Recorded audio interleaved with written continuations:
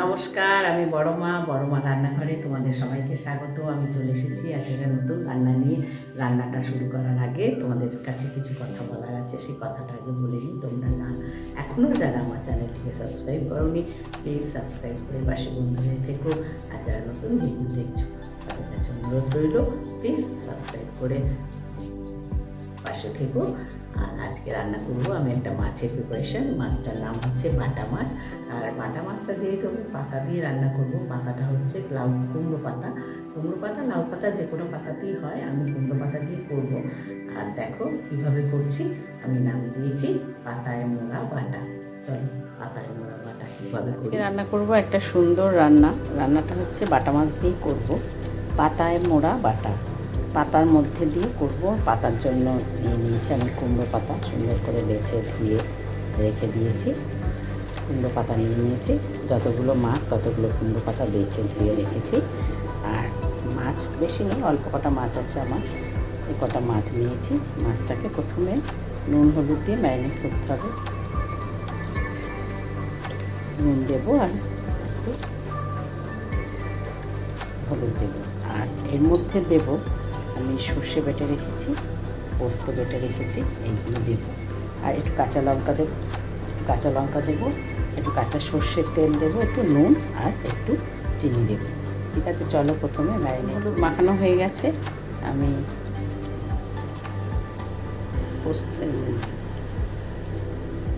সর্ষে বাটা নিলাম 2 চামচ, আর একটু ঘন করে বাটতে হবে 1 চামচ পোস্ত বাটা, 1 চামচের মতো পোস্ত বাটা নিলাম। আচ্ছা, এবারে ওর মধ্যে নুন হলুদ মাখানো আছে, এই মশলাটার জন্য সামান্য একটুখানি নুন দিলাম, একটুখানি সর্ষের তেল দেবো এতে।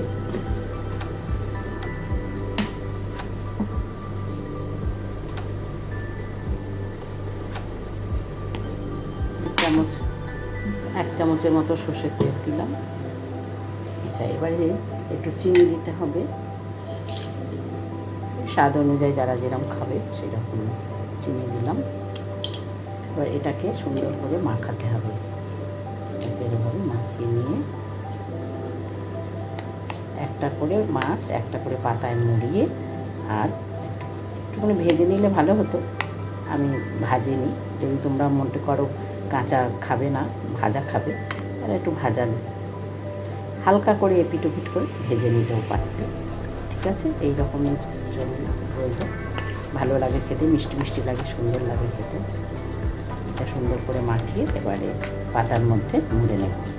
কলা পাতা হলে কলা পাতাটা একটু সেঁকে নিতে হতো, যেহেতু কলা পাতা নয় কুমড়ো পাতা। এবার কুমড়ো পাতাটা তোমার লাউ পাতাতেও হয়, কুমড়ো পাতা দিয়েছি, আমার গাছের কুমড়ো পাতা, আমি গাছ বসিয়েছি, সেই গাছের কুমড়ো পাতা হয়েছে সুন্দর কচি সুন্দর ফলফলে পাতা। সেই পাতা নিয়ে আমি, যাই হোক, মাখানো হয়ে গেল।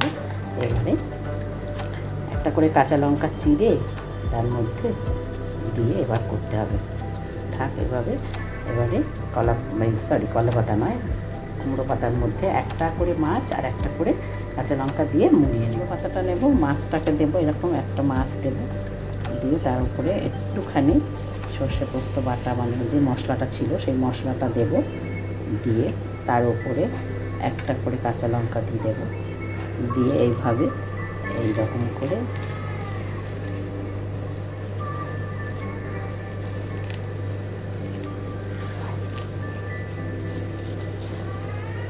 আমার এক হাতে ক্যামেরা ধরা আছে বলে আমি এক হাতে করছি, তোমরা পারলে 2 হাতে করবে।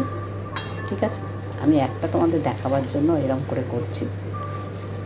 এইভাবে করলাম,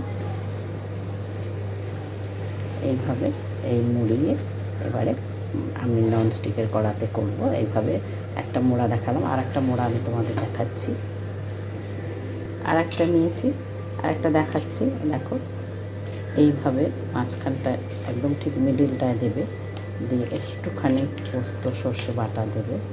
মাছগুলো যে ছোট জ্যান্ত এবং ভালো, আমাদেরই পুকুরেরই মাছ, খুব সুন্দর সুস্বাদু, সেই জন্য আমি কাঁচাই দিলাম। এইভাবে দিয়ে এর উপরে একটা কাঁচা লঙ্কা দিতে হবে।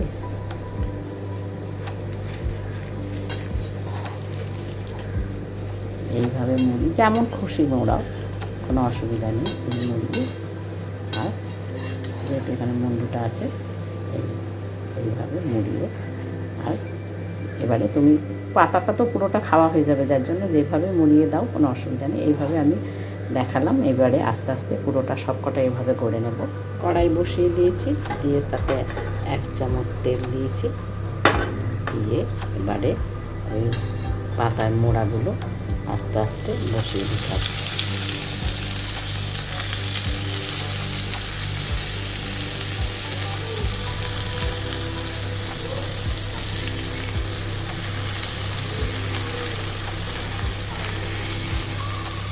ঢাকা খুলে দেখি, ঢাকা দেওয়া ছিল, ঢাকাটা খুলে দেখি একটা দিক হয়ে গেলে সেটাকে উল্টে দেব আস্তে আস্তে।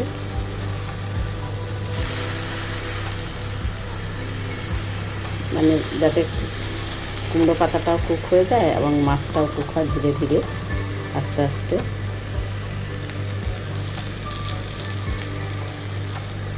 যা তেল আছে আমার মোটামুটি পর্যাপ্ত পরিমাণে তেল আছে, দরকার নেই, মাছ আমার হয়ে যাবে।